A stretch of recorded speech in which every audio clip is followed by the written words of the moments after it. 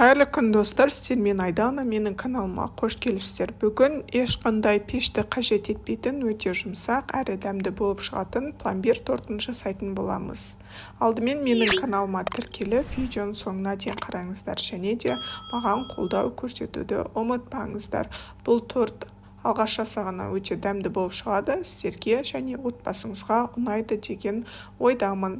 Бізге қажет заттар: ұнымызды електен өткізіп аламыз, сармаймыз тоңазытқыштан алынған болуы қажет. Қатты болса, үккіштен оңай өтетін болады.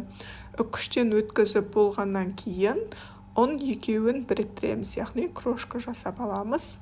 Қолымыздың көмегімен барлығын біріктіріп болғаннан кейін үстінен қантымызды саламыз.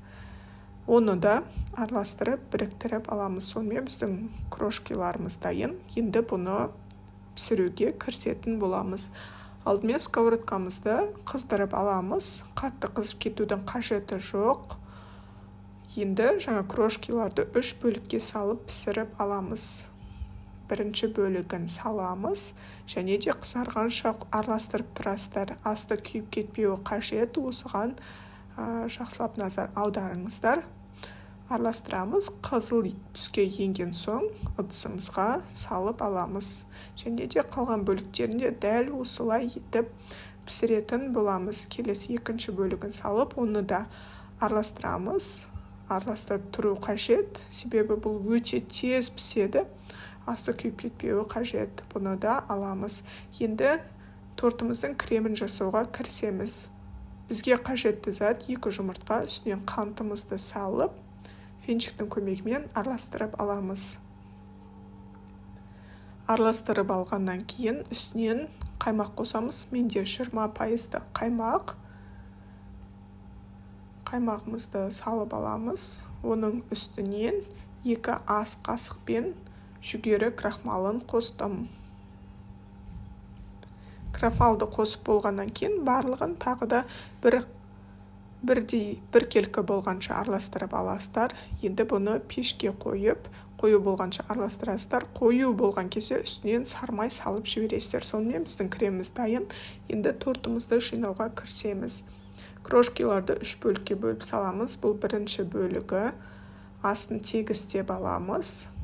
Барлық жеріне 1 келкі орналастырып алғаннан кейін үстінен жаңағы кремді құйып шығасыздар. Жалпы кремді 2 бөлікке бөліп құясыздар. Тортымыз 3 қатар болғандықтан кремімізді 2 бөлікке бөлесіздер. Міне бірінші бөлігін құйдық. Үстінен тағы да жаңа крошкаларымызды саламыз. Оны да тегістеп шығатын боламыз.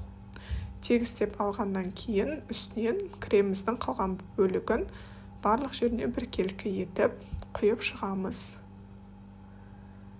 Құйып болғаннан кейін бетіне крошкалардың қалған бөлігін салып шығасыздар. Бұл ең беті, барлық жерін 1 келкі етіп әдемі орналастыруға тырысыңыздар. Барлығын қойып болғаннан кейін бетін жауып, тоңазытқышқа 2 сағатқа қалдырасыздар. Кремі қатуы қажет. Сол кезде крем тортымызға сіңіп, өте жұмсақ болып шығатын болады. Міне сонымен біздің тортымыз дайын, өте дәмді, әрі ешқандай пешті қажет етпейтін торттардың бірі. Міндетті түрде осы рецептпен жасап көріңіздер. Мен құрамын төменге толық жазып кетемін. Сіздерге ұнайды деген ойдамын. Сіздермен болған Айдана. Менің каналыма жазылуды ұмытпаңыздар. Алдағы уақытта сіздермен өте көптеген пайдалы, дәмді рецепттермен бөлісетін боламын. Келесі кездескенше сау саламатта болыңыздар.